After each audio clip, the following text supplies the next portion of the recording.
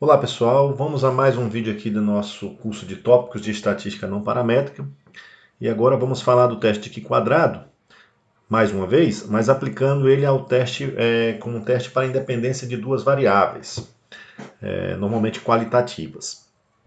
Então a gente vai estar trabalhando numa situação agora de observar se duas variáveis que são colocadas em tipo de classificação cruzada numa tabela de contingência, né? Então eu tenho aqui a variável que tem uma característica D ou não tem essa característica D, e a outra variável tem uma característica C e não tem a característica C, e nós queremos saber se essas duas variáveis têm algum tipo de relação, se elas são correlacionadas. Nós vamos usar a mesma estatística que usamos no vídeo 1, né, quando a gente fez o teste de Q-quadrado. Naquela situação era um teste de Q-quadrado chamado teste de Q-quadrado de homogeneidade, que nós dividimos a população no vídeo anterior em duas categorias, homens e mulheres. Agora aqui nós temos as duas variáveis que nós queremos saber se estão ou não associadas. Vamos pegar isso para compreender melhor, vamos dar uma olhadinha nisso a partir de um exemplo. Então nós pegamos aqui um exemplo de um conjunto de dados que está aqui no livro de Holland e Wolff, né, de métodos estatísticos não paramétricos, que ele também já pegou esses dados de outras referências, mas basicamente esses dados, aqui está a fonte, né, na tabela, esses dados eles reportam uma pesquisa com 1.397 pessoas, e basicamente duas perguntas eram feitas a essas pessoas para essa tabela, né? Se essas pessoas eram favoráveis ao registro de arma de fogo, né, a poder ter o registro de arma de fogo facilitado, né? E a outra pergunta, melhor dizendo, era se essas pessoas eram favoráveis ou não à pena de morte. Então, o pesquisador aqui ele deseja saber se há algum tipo de relação entre a opinião da pessoa ser favorável a uma facilitação do uso de arma de fogo com relação à pena de morte. Ou seja, será que pessoas que são favoráveis, que tendem a ser favoráveis ao uso de arma de fogo, também tendem a ser favoráveis à pena de morte, né? E vice-versa. Então, o pesquisador ele quer verificar se esse conjunto de dados, né, indica alguma correlação entre essas duas variáveis. Facilitação do registro de arma de fogo ou ser ou não ser favorável à pena de morte. Bom, então esses são os resultados da pesquisa, 1.397 pessoas, você pode aqui observar os dados, né? 784 são favoráveis ao registro de arma de fogo e também favoráveis à pena de morte. 236 são favoráveis ao registro de arma de fogo mais liberado, né? Mas são contra a pena de morte. E aí, a mesma ideia para os demais dados. Bom, então, quais são as hipóteses que nós vamos testar aqui agora com o teste Q-quadrado? Nós vamos testar se essas variáveis são independentes, ou seja, se elas não estão associadas. Essa é a nossa hipótese H0. Não existe relação entre a pessoa ser favorável à facilitação do uso de armas e ela ser favorável à pena de morte. Isso é a hipótese nula. Nós queremos ver se os dados, né, apresentados ali indicam uma possível rejeição ou não dessa hipótese nula, em detrimento da hipótese alternativa de que essas variáveis elas são associadas, ou seja, pessoas que, por exemplo, tendem a ser favoráveis à pena de morte também tendem a ser favoráveis a uma possível facilitação do registro de arma de fogo. Então, são basicamente essas duas hipóteses que nós queremos testar naquela tabela de contingência, naquela tabela de classificação cruzada. Então, para testar essa hipótese, nós vamos utilizar o teste de Q-quadrado. E para utilizar o teste de Q-quadrado, nós vamos de novo pensar na tabela dos valores observados e a tabela dos valores esperados, né? Nós fizemos já um primeiro vídeo onde nós explicamos essa ideia, mas aqui de novo vou explicar em detalhes. Então, primeiramente, nós vamos observar aqui que 1.020 pessoas são favoráveis à facilitação do registro de arma de fogo. Quantos por cento isso representa do total? Então, eu vou pegar 1.020 e vou dividir por 1.397 para saber qual a porcentagem que esse 1.020 representa do todo, né? Então, quando eu faço isso, eu obtenho aqui um valor aproximado de 0,7301, ou seja, um valor em torno aí de 73,01%. E quando eu pego aqui o 377 e divido pelo 1.397, eu vou obter o valor de 0,2699, que vai dar 26,99%. Bom, então significa que esse 1020 ele representa do todo 73,01% e que esse 377 representa do todo 26,99%. Bom, o que acontece?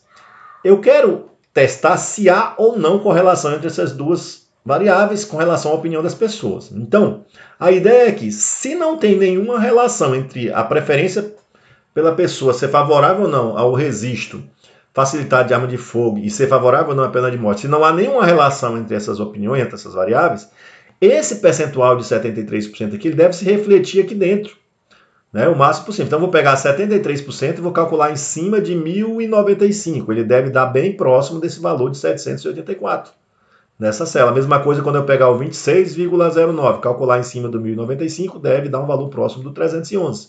Então, será que, caso não tenha correlação, será que esses valores que deveriam acontecer, que é o que nós vamos chamar de valores esperados, nós vamos chamar de valores esperados. Eu até fiz uma correção aqui, estava observados, mas aqui são esperados. Nós vamos colocar nessa tabela. Então, o que são os valores esperados? São os valores esperados, os valores que deveriam acontecer caso não houvesse nenhum tipo de correlação entre as variáveis. Então, eu pegaria esse 73,01% e aplicaria ele em cima do 1.095, né? E obteria aqui o valor de aproximadamente 799,46. Então, claro que como eu estou fazendo uma porcentagem aqui, um cálculo matemático, usando decimais, né, mas isso aqui seria ou 799 pessoas ou 800 pessoas. Mas vamos deixar aqui para usar os cálculos matemáticos o mais próximo possível, né? Então, vamos deixar aqui 799,46. Então, o valor esperado para essa célula seria um número 799,46. Deu 784. E aí a nossa pergunta é, será que está muito grande? Será que isso aqui já é considerado estatisticamente longe, ao ponto de vista de eu considerar que essas duas variáveis não têm, tem ou não tem nenhuma relação, né? Bom, aí na tabela de dupla entrada, quando você descobre um elemento, você já descobre todos, porque eu posso achar esses outros por diferença. Eu pego 1095, subtraio desse e obtenho aqui 295,54. Na tabela 2x2 é fácil de fazer isso, né? Se for com mais linhas e mais colunas, aí você tem que calcular todas essas porcentagens mais adiante. Mas se você pegar 26,99% de 1095, você vai obter esse resultado aqui. Bom, faz por diferença 1020 menos 799, você vai obter aqui 220,54 e para outra você vai obter de 81,46. Então esses são os valores esperados caso não haja correlação entre essas variáveis. Então esses valores são os que deveriam ter acontecido, não é uma possibilidade de correlação zero. Se nessa tabela aqui tivesse dado exatamente esses valores, a gente não precisaria fazer teste nenhum mais. Simplesmente a gente diz, olha, não tem correlação entre as variáveis, porque os percentuais marginais se refletiram aqui dentro. Tudo que eu fiz aqui usando o 1020 e o 377, você poderia ter feito, obviamente, escolhendo o 1095 e o 302 como referência. Aí você esqueceria essa parte e tomaria esses dois como referência, que também daria certo. Então nós temos aqui os valores observados, agora aqui os valores esperados. E o que é a estatística de Q², que é o nosso Q² calculado? A estatística de Q² ela vai medir a distância entre essas duas tabelas. Será que essas duas tabelas estão suficientemente longe uma das outras a ponto de eu rejeitar a hipótese de essas variáveis serem não correlacionadas e passar a entender que elas são correlacionadas? Né? Quanto mais longe essa tabela tiver da outra, mais evidência eu tenho para rejeitar a hipótese nula de que não tem correlação e passo a ficar com a hipótese alternativa de que há algum tipo de correlação. Então, como é que a gente calcula a estatística de Q²? Vamos lá. Você vai pegar o valor que você observou, no caso 784, e subtrair daquilo que deveria ter observado caso não houvesse correlação, que é 799,46. Vai elevar isso ao quadrado porque essa distância é quadrática e vai dividir pelo valor esperado, 799,46. Bom, por que você divide por esse valor? Porque quando você faz essa diferença, você quer saber se essa diferença é grande ou pequena. Você precisa de uma referência. Qual é a referência? É o valor esperado. E aí você vai fazer isso também para os demais. Então você vai pegar 236, vai subtrair do 220,54, 236 menos 220,54, ao quadrado, dividir pelo valor esperado, que é 220,54, e vai fazer isso para todos os outros valores. Bom, então a gente observa que, de certa forma, os valores estão próximos um pouco do outro. A gente quer saber se essa distância deles é considerada muito próxima ou se não, já pode ser considerado um pouco longe. Bom, então você vai pegar uma calculadora e fazer essa conta Nós já fizemos ela aqui e obtivemos o resultado aproximado de 5,12. Então, o Q quadrado calculado deu 5,12. 5,12, né? Será que isso é um número considerado muito grande ou não a ponto de eu rejeitar a hipótese nula? Quem vai dizer isso? A distribuição da estatística do teste, né? Q quadrado calculado é uma coisa aleatória, porque se você fizesse esses dados aqui, essa amostragem de novo, provavelmente você iria obter outras tabelas e esse valor provavelmente iria ser diferente. Então, se 1000 pessoas fizessem essa pesquisa, provavelmente as 1000 pessoas iriam obter valores diferentes aqui. Só que esses valores aqui que são diferentes, eles são aleatórios, mas eles dançam conforme uma distribuição de probabilidade, que é a distribuição de Q quadrado teórica com determinado grau de liberdade. Então, a distribuição teórica, ela tem o grau de liberdade, ó, L-1 vezes C-1, onde L é o número de linhas e C é o número de colunas. Nesse caso, como você está trabalhando com a tabela 2 por 2, você tem duas linhas e você tem duas colunas, então 2 menos 1 dá 1, e aí você tem 1. Significa que essa distribuição de Q quadrado, que é a teórica, ela tem 1 grau de liberdade. Em outras palavras, a distribuição Q quadrado calculado, que é uma coisa que depende da amostra, ela dança conforme a amostra dança, ela tem uma distribuição de Q quadrado com 1 grau de liberdade toda vez que você trabalha com uma tabela de 2 por 2. Bom, feito isso, a gente tem que definir o nível de significância do nosso teste, né, para saber se a gente rejeita ou não H0, e nós definimos aqui em 5%. E aí você precisa ir numa tabela de distribuição de Q quadrado, nós pegamos aqui com 1 grau de liberdade, aqui é o grau de liberdade 1, e vamos buscar o alfa de 5%. Então, esse aqui é o alfa, isso aqui é o grau de liberdade, e nós obtivemos aqui o 3,84. O que significa? O que representa esse 3,84 nessa tabela? Esse 3,84, pessoal, é o valor que, acima dele, você tem 5% de chance de acontecer alguma coisa. E abaixo dele, você tem 95% de chance de aparecer algum valor. Nós observamos um Q quadrado, nós observamos um valor de Q quadrado calculado de 5,12, tá certo? Esse valor está acima desse 3,84, tá bem para cá, né? Então, digamos que ele está mais ou menos por aqui, ó, 5,12. Significa que esse valor que eu vi para os meus dados, nessa distribuição ele seria muito raro. Bom, só que essa distribuição ela é feita considerando que H0 é verdadeiro. Como eu não acredito que estou vendo coisas raras, então significa que a hipótese nula é que deve ser falsa. Tá? Então, na receitinha de bolo, se o Q quadrado calculado for maior que o tabelado, que é 3,84, rejeita-se H0. Então, nesse caso, como o Q quadrado calculado é maior que 3,84, a implicação nossa é o quê? Rejeita-se H0. Quem é H0? É a hipótese que diz que não há correlação, que não há associação entre as variáveis, ou que as variáveis são independentes. Então, essa é uma maneira de rejeitar. Outra maneira de você também tomar a rejeição é você pegar o seguinte, você pega esse 5,12 e calcula essa áreazinha aqui para frente, ó. Só que para isso você iria precisar de um programa computacional aí. Uma planilha de Excel faz isso tranquilamente. Esse valorzinho dessa área é o que nós chamamos comumente de p-valor. Então, quando essa área é muito pequenininha, significa que esse ponto é muito raro nessa distribuição e isso também indica a rejeição da hipótese nula. Então, o que nós concluímos aqui? Nós rejeitamos H0. H0 dizia o quê? Que as variáveis eram independentes, que não estavam associadas, né? Então, nós rejeitamos essa hipótese e ficamos com a hipótese de que há uma associação entre essas variáveis. Então, há uma relação, nesse caso, entre a pessoa ser favorável ou não à pena de morte e ela ser favorável ou não à liberação do uso de arma de fogo. Então, tem algum tipo de relação. Isso quer dizer que todas as pessoas que são favoráveis à pena de morte são favoráveis também à facilitação da registro de arma? Não, não é isso que estamos dizendo. Estamos dizendo que tem algum tipo de correlação. Esse teste, até aqui, ele não mede o grau dessa associação, se ele é muito alto ou se ele é pequeno. Isso nós vamos ver mais à frente, né, quando a gente for estudar aí os coeficientes de contingência. Então, por enquanto, a gente só ficou com a ideia de que tem algum tipo de relação. Agora, essa correlação, essa associação, ela pode ser fraca ou pode ser forte também. Nós vamos ver isso. Bom, vamos ver também como fazer esses cálculos usando o programa Excel. Então, no programa Excel está aqui os valores observados, aqui os valores esperados, trouxe aqui só para a gente ficar olhando. Já coloquei aqui os observados e os esperados, né, aqui nessas duas colunas. E vou fazer agora essa estatística do teste, que é pegar o quê? A frequência observada menos a esperada, dividido pela esperada, elevado ao quadrado aqui a parte de cima, né? Então, igual, aí você faz a conta muito rápido aqui, ó. Pega o observado, subtrai do esperado, eleva ao quadrado, chapeuzinho, divide pelo esperado. Clica aqui de novo, divide pelo esperado. dá Enter e você obteve o primeiro resultado. Vem aqui agora e arrasta isso para cá. Então você obteve essa conta aqui para os 4 valores que você observou lá. Em sequência você soma, né?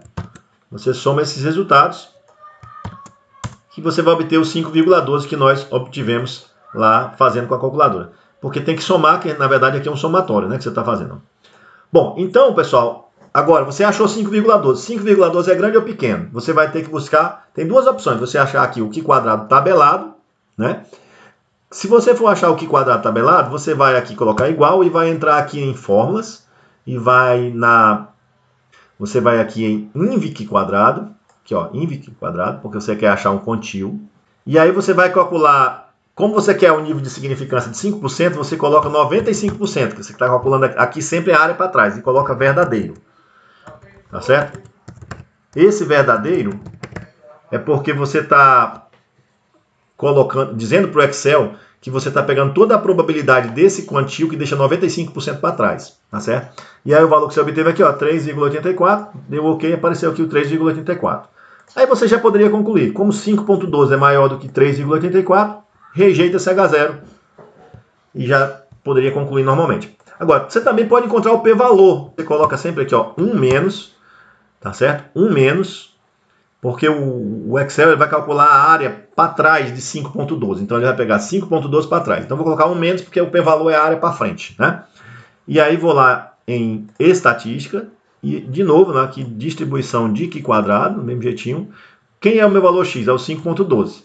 Então clica aqui na célula do 5,12, está aqui, apareceu ele, 5,12. Grau de liberdade da minha distribuição é 1 grau de liberdade. Cumulativo, verdadeiro.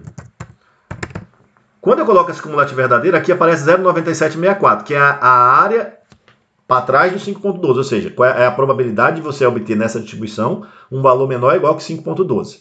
Por isso que eu coloquei esse 1 menos aqui, porque quando você faz 1 menos isso, você vai ter a área para frente, e aí você tem o p-valor. Então veja, você tem aqui um p-valor de 0,235, p-valor menor que 5%, rejeita-se H0, mesma ideia. Bom, é claro que existem os programas estatísticos próprios para fazer essa análise e nos próximos vídeos nós vamos estar vendo isso, como fazer essa análise usando programas específicos de estatística, em que nós vamos entrar somente com os dados e ele já vai fornecer o resultado para a gente, sem precisar a gente, né, fazer toda essa conta que a gente fez aqui no Excel, mas do ponto de vista didático, nós mostramos aqui para vocês como tirar essas conclusões também usando o programa Excel. Além disso, há de se destacar quando a tabela ela tem um tamanho maior do que 2×2, né, o que vai mudar basicamente no teste Q quadrado? Bom, se as tabelas têm dimensões diferentes da 2×2, digamos que você está trabalhando numa tabela que tem 3 linhas e 4 colunas. O que muda? Muda o grau de liberdade da distribuição de Q quadrado para a estatística do teste. Então, aquele grau de liberdade que é o número de linhas menos 1 vezes o número de colunas menos 1. Então, nesse caso, o número de linhas passaria a ser 3 menos 1, né? E aqui seria 4 colunas menos 1, você vai ter o quê? 2 vezes 3. Então, o grau de liberdade da estatística da Q quadrado para a estatística do teste é 6. Significa, então, que o Q quadrado calculado, ele terá uma distribuição de Q quadrado com 6 graus de liberdade. E aí, tudo que você vai buscar agora na tabela ou no Excel é relativo a uma distribuição de Q quadrado com 6 graus de liberdade. Então, não tem muito drama, o resto é do mesmo jeito. Então é isso aí, galera. Eu espero que vocês tenham entendido agora que o teste Q quadrado também é utilizado para verificar se existe a associação entre duas variáveis, normalmente qualitativas. Então esse teste é bem utilizado, né? Recentemente nós vimos no Brasil que há uma associação entre mulheres na gravidez terem contato ou não com o Zika vírus e a criança ter problemas com microcefalia ou não. Então você pode verificar esse tipo de situação também utilizando o teste de Q quadrado a partir de uma série de observações, a partir de coleta de dados, onde você começa a ver algum tipo de tendência, né? E também medir esse tipo de associação. Será que pessoas que fumam têm mais chance de ter câncer de pulmão? Você pode também medir isso a partir de um teste de Q quadrado. Então tem várias situações, é bem amplo, eu espero que vocês tenham entendido aí como aplicar. Nos próximos vídeos nós vamos estar mostrando como fazer isso em programas específicos de estatística.